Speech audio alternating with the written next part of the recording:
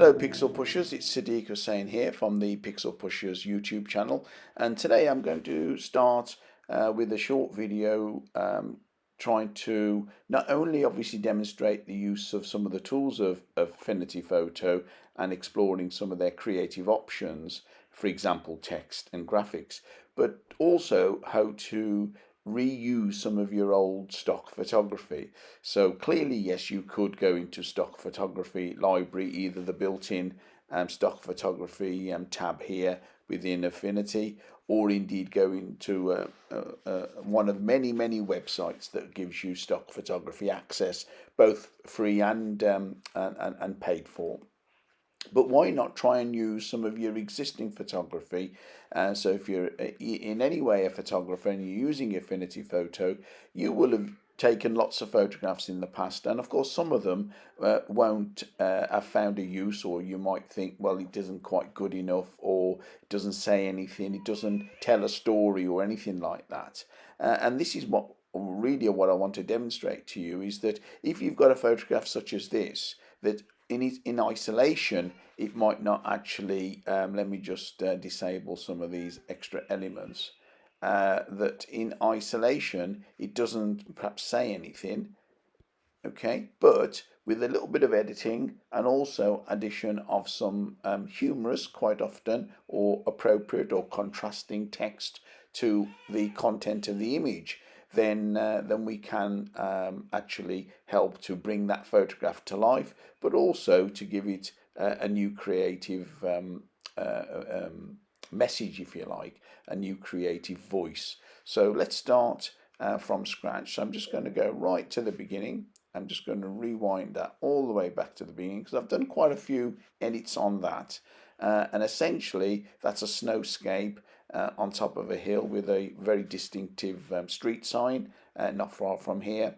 And I love the blues in here, but the photograph's a little bit flat. So first of all, as I've demonstrated before, one of the quick sort of edits that will help to create a bit of impact on your photograph is just duplicate the layer. So right click, duplicate the layer, change blend modes to overlay. Okay, that effect is a bit strong. It's quite nice here. It's really increasing the depth of the blues in the sign, but of course it's making the background too dark. So first of all, I can obviously bring down the opacity of that effect a little bit, but I don't really want to lose the middle, so I'm just going to bring it down a little bit. But if we look at blend options here, blend ranges, and this allows us to change the way the top layer blends with the bottom layer, or vice versa. And a lot of this can be experimental. Okay, so let me pick one of the layers first. That would help. Okay, and really what I'm trying to do is to bring out the original lightness of the background without affecting it here. So with a little bit of exploration and experimentation, you can choose the left hand node in blend options always affects the dark areas, and the right hand node always affects the light areas of an image. So for example, if I move that, it would affect the light areas, which are the bright bits here, in relation to the layer underneath it. Now these layers are obviously duplicates, so it's really the way the two layers are blending together is what it's changing. And I think this option would work well. So I'm just going to reduce that a little bit, not by a huge amount, because I want to keep the strength there. I'm not going to do anything else, but you experiment with blend options.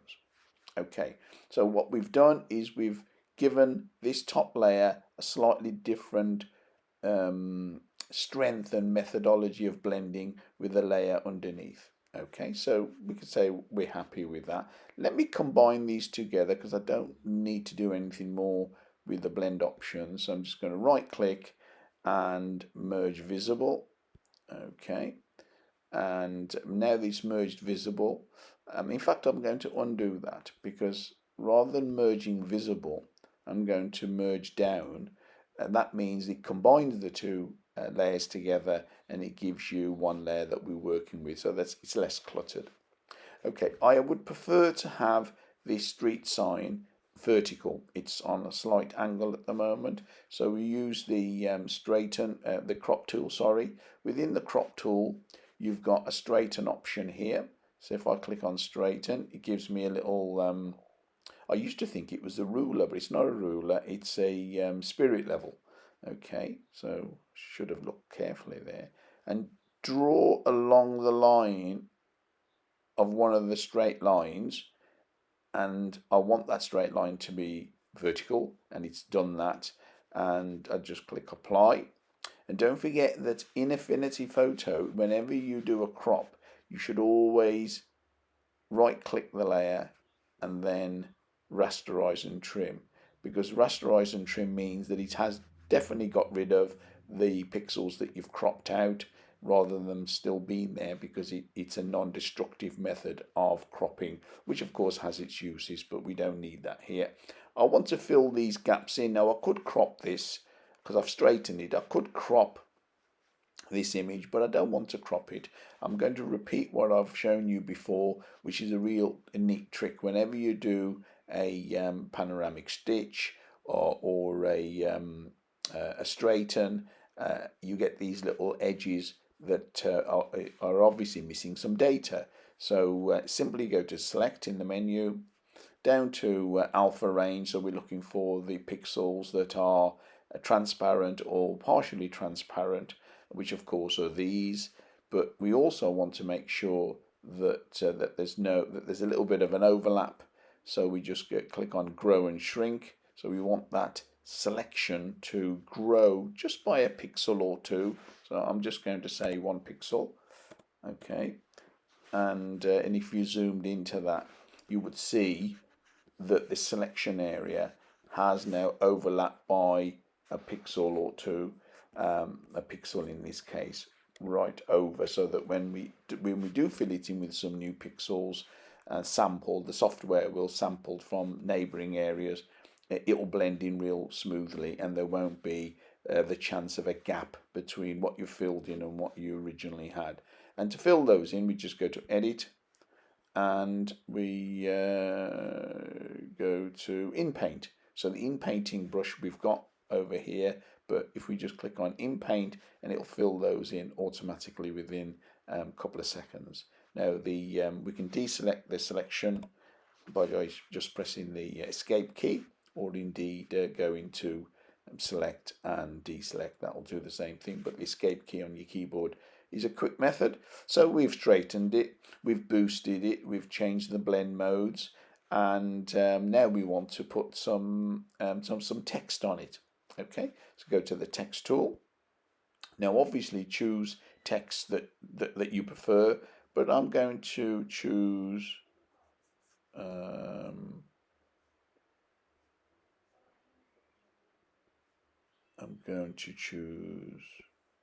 let me have a look. Empty, Arial rounded. Okay, quite like that. So just going to type in. Don't worry about the size just yet, because you can alter it afterwards. So if I go back to what I wrote originally, because of this sign, sort of a one-way sign on this little mini roundabout, I'm just playing on that, really riffing on that, and I just sort of made this up, but it seemed to work. So if I just say, there is another way. Okay, now I want that on different lines, so just go back. There is another way. Now, obviously, you could do individual text, an individual layer for each word if you wanted to, but I don't think it's necessary because I don't want to split them up or anything. That's perfectly okay, and I'm just going to increase the size a little bit, position it by using the move tool. Now that has already got a the text is filled in with a gradient. Okay, and that's because obviously I'd already done it, and when I rewound the history back, it remembered that. So just take it. Let's just say that the text wasn't a gradient, it was just a smooth color. Okay, so let's say it was just blue or it was just white. Okay, that's fine. But if you wanted to change the nature of it, and I want to sort of simulate that the light from here, this sign, is shining on the text and giving you a light area in the one side, but then it goes into blue to mimic the blue in the sign. So that was my intention. So I'll go back to the swatch because I've still got this text option selected. I'll go to gradient and click on the first node, the left-hand node, and I want that to be blue. So if I pick that particular blue by using this, and we've done this before, so it's nothing new, but I'll just do it again. I want to pick, I want to pick that color.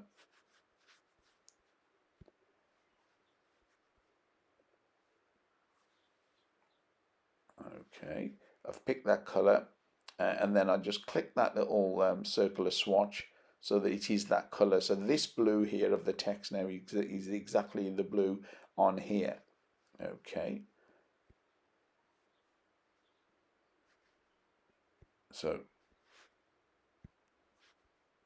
select that node, should have selected that color, and so that's the blue on the left hand side.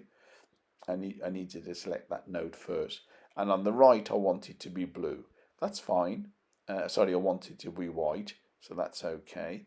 But if I put a little node, move that middle option so that the dividing points. So do I want it mostly white to the right or mostly blue? So I want it mostly white, so it just fades into a little bit of blue.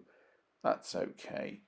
And if you find that when you do this gradient tool that it's in fact looking like that the blue's that side and the white's that side, you can just simply click on reverse the gradient, and that does a good job very, very quickly.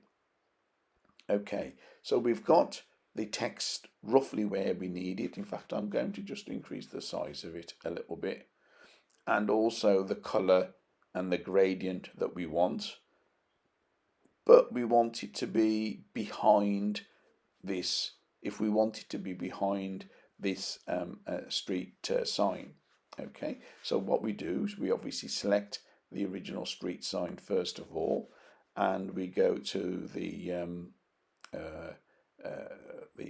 selection brush here. We can disable the text just temporarily so we can see what we're doing. Zoom in and just use the selection brush to just paint in. Now this doesn't need to be super accurate all over, but where it does need to be accurate is where you think the text is going to sit behind. Okay, now we'll refine this selection in a moment. We don't need to worry about the right hand side, but I'm going to select it anyway. Where we do need to worry about and be careful is the left hand side, because the text is going to be behind that. Okay, so let's just select all of this lamp as well.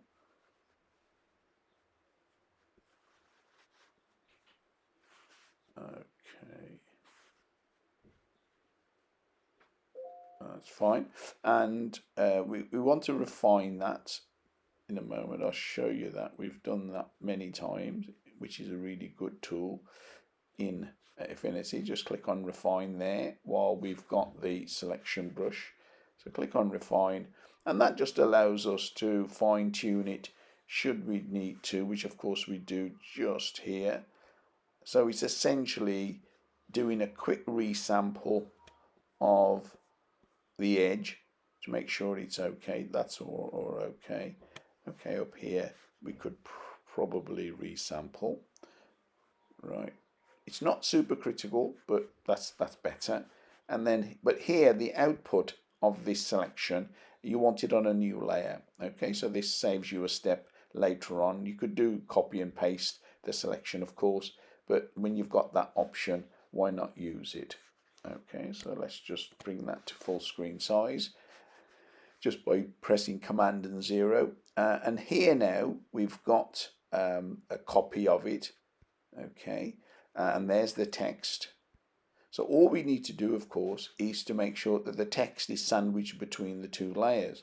So we move that text layer in between these two layers, and then straight away the text now looks as if it's behind. So essentially what we've done is we've copied or made a copy of the object that's meant to be in the foreground, then place that copy at the top of the layer stack with the text next, and then with the background after that. So there's essentially a sandwich with the text being the filling of the sandwich. And of course, if we move the text about now, select the text. If we move the text about, we can position it where we want, and actually I can increase the size of that now as well. That's fine. And then in addition to that, what I thought would be nice is that this little symbol here, we could select that. So let's make sure we've got, let's do it from the actual copied layer. Again, use the same brush, which is this one, the selection brush tool, and zoom in just to make it a bit easier, and just paint and select that. That does it really easily. And then just do copy and paste. So Command and C, Command and V. I don't need to refine it because it's very, very clear that selection, and it's done it really well. So all I need to do is to deselect that selection. Just go to deselect, as I said earlier, and that extra arrow is sitting right on top of there. So if we click on it, it always defaults to where you've selected it from. So I can move that copied arrow, and of course I want to point it. The old point of this message is that I want to point it in a different direction. So whenever you've got an object on top of your photograph, whether that's text, whether that's a graphic, whether that's another picture, if you just highlight it by clicking on the move and resize tool, right click on your mouse or on a trackpad, obviously, whichever method you have to instigate the right click. We've got an option here for transform, and if we just do flip horizontal, okay, so that's flipped it horizontally. It's at a little bit of an angle because that was, so we could just change that a little bit, position it where you want to. Now earlier I had it here, but I'm going to put it there. Okay, so there is another way rather than that way. It looks exactly the same. So let me increase or decrease the size a little bit because we don't want it to look obvious that it's the same copy. And of course you could distort it a little bit by pulling it, just making it subtly different. Okay, that's good. So we've got that. Now I'm not going to colour that in. I'm not going to add an extra texture to it or a gradient, which of course you could do. But that's I'm happy with that. And if you wanted to add an effect on the text, just select it, and you've got layer effects here. And of course you could do all sorts. Drop shadow wouldn't work too well here because the background's quite dark already. But we could blur it. We could put a inner shadow or an outline around it. So if I just select the outline, just to show you, not black, but let's say we let's give it a slightly different blue color outline, very light blue outline, and then increase the size of that outline, and you can just about see this. Just add a little bit of an effect to it there, and you can choose to do that if you wish. I'll leave that there, and Command and 0, and that's almost done now. So we've basically taken an existing photograph that's not doing anything, and we're adding a new message, a new story to it, a new bit of humor, if you like, with a bit of text and a graphic taken from within the image itself, and also enhance the image in the first place. Okay, so the number of layers there isn't great, but a little bit of cutting and pasting. So there's a number of tools there that we've used. And of course, if we want to combine all that together and then enhance it with an adjustment layer, which we could do. So let's just do that very quickly. So right click the top layer and go down to merge down like we did before. Okay, so that's now merged everything into one. Okay, or if we do merge visible, that one. Okay, so everything has been merged down, so we can actually disable all the others, because what we've now got is this is the layer that contains everything. And if we add an adjustment layer, and let's add levels. Let's have a little experiment with levels, and we could just look at, well, I don't want to do that because that's the very thing that I tried to avoid earlier. So you could brighten that, you could change the gamma, and this is doing it for the whole image. And that's entirely your choice what you want to do. I'm going to merge that adjustment layer.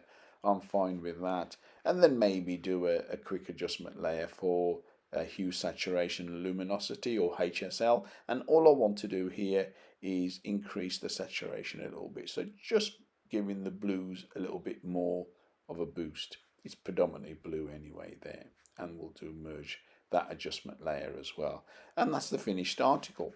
And so what we've done there is taking an old photograph and giving it new life. So do give it a go. Any questions or queries, do drop them in the comments box.